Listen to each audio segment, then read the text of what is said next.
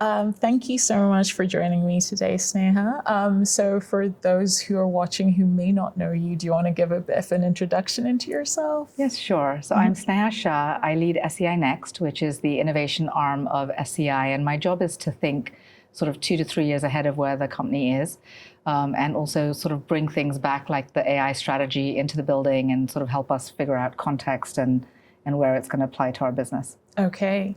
So you spend your time looking at new business ventures. So where do you see the most exciting white space for growth in the UK financial advice market? The opportunity with AI and advice in the UK is really, I think, to serve people that wouldn't have been able to be served before. So in the UK today, only 9% of UK adults have access to financial advice. And people often talk about the issue with AI and financial advice is that they think advisors will be disintermediated. And actually, if you look at the data, that doesn't look to be true at all. And so what we're actually seeing is something called Javon's paradox, which is as things get cheaper, the demand for them goes up. And so as access to advice gets cheaper and more accessible, the demand for advice is going to go up. And so the opportunity is to really serve the millions of UK adults who currently aren't served by financial advice, and then actually to create greater access to wealth, which could lift up the whole economy. And so I think that's the white space in front of us. And that is a net positive for everyone. Absolutely.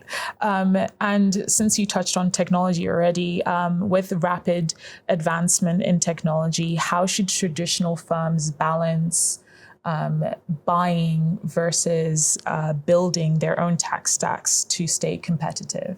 I think it's been really interesting because I would have said 2 years ago, if you asked me, I would have said that large organizations should really think about sort of investing in startups because it would be hard for those large organizations to keep up with the pace of change. Right. And I think now with AI and especially agentic AI, some of that equation has changed where it becomes cheaper to build parts of your own tech stack, and especially internal agents with your proprietary data, it's easier to do yourself. But there's a lot of things that you don't want to build yourself. And so I think what it's forcing organizations to think about is where is your competitive advantage going to be, not now, but actually in the age of AI. So if you look 5 years from now, is your competitive advantage still going to be doing the hard work that you do today?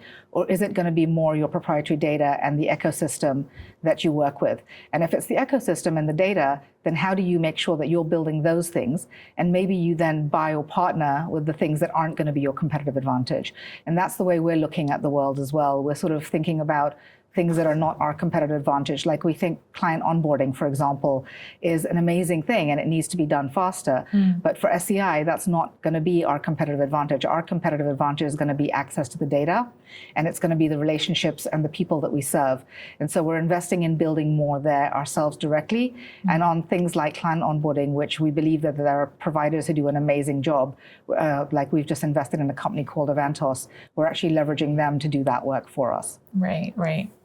And what is the biggest lesson you have learned from scaling new ventures that established advisory firms could apply to their own growth strategies? So one thing I talk about a lot is everyone focuses on the tools, the agents, and the intelligence when they think about sort of things like agentic AI. And I always say to people, it's not the tools, it's the trust, right? You can have all the tools in the world, but if people don't adopt them, whether it's your clients or internal, they're just not going to have the ROI. And so really making sure that you've got the ability for people to engage with the tools and that you're working on making sure you've got a trusted culture is really important. And it's not the agents, it's the agency. So you can create agents, but then what all that does is it creates new bottlenecks in your organization.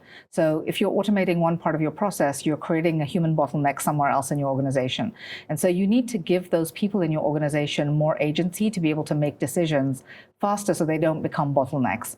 And so it's not the agents, it's the agency. And I always say the last one is it's not the intelligence, it's the imagination. And so, you know, we can have abundant intelligence and we know that AI is going to get smarter and smarter and going to be able to do more and more complex workflows.